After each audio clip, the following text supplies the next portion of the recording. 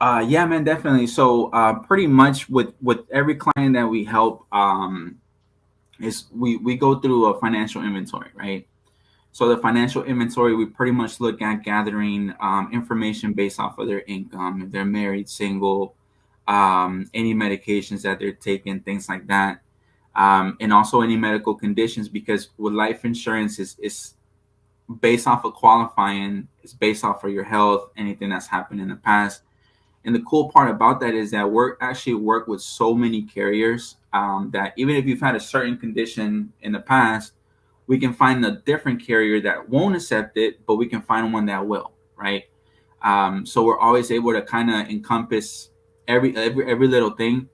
But my the thing that I like so much about truck drivers, as far as a lot of the clients that I have, is that they understand the importance. It's not really for me. It's not something that I'm trying to sell them. I just tell them, "Hey, John, my name is Desi.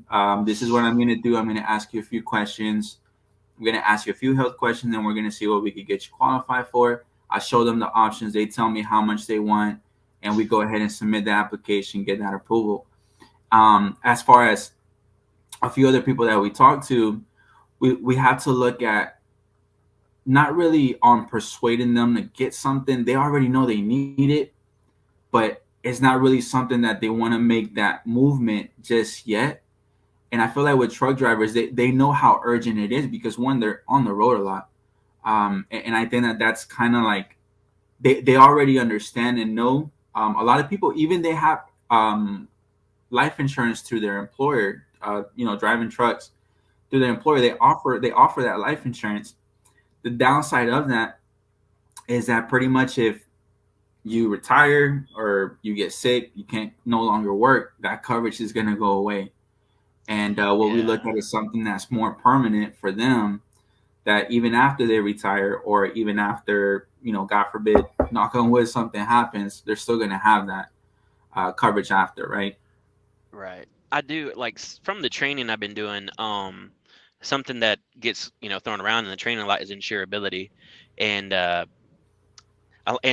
being underinsured. Because I know with these group life insurance policies that the trucking companies offer, I mean, they're from what I've seen just in my career, they're between like maybe 40 to 50,000 and sometimes even under 40. Oh wow, But yeah, it's not that's great, low. but it's something, you know what I mean? Right. And I think that's kind of what people that are like in the company driver position, which I am in, but it's Mhm. 1099, but like let's say Swift or CR England or something like that.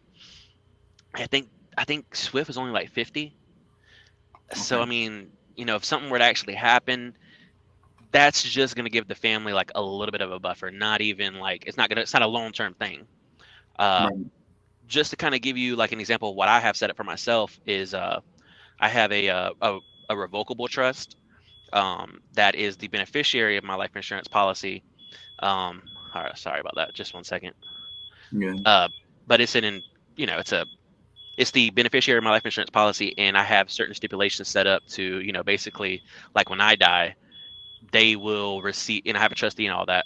They will receive, my beneficiaries will receive $1,000 a month, basically. And I do Okay. have subsequential life insurance policies for like, this is for my wife, this is for my kid. It is sorted out, but Yeah.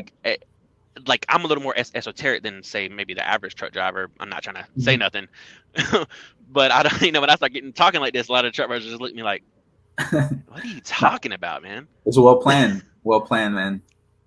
Yeah, I try, but one of the things I think that I probably would have had a problem with is like, okay, my company, I'm a regular W-2 truck driver. My company is offering me $40,000 life insurance policy. Do I need more than that?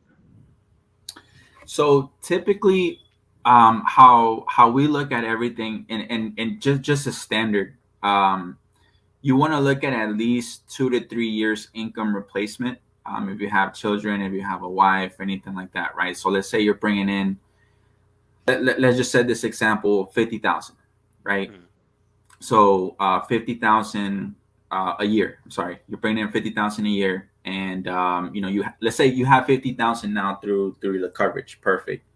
Mhm. So then we will look at just adding 100,000, because that provides at least 100 grand, which pretty much adds up to about 3 years or so of income replacement.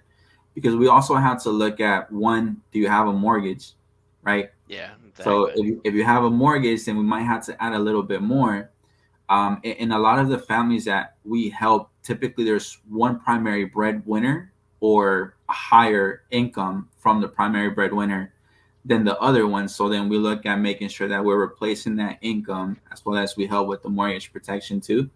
So it helps in covering, one, the mortgage. If something happens, the home would be paid off, and just adding that little buffer in that time period, because the surviving spouse, husband or wife, is going to have to come up with a little bit more money to continue the same lifestyle if they wish to continue that.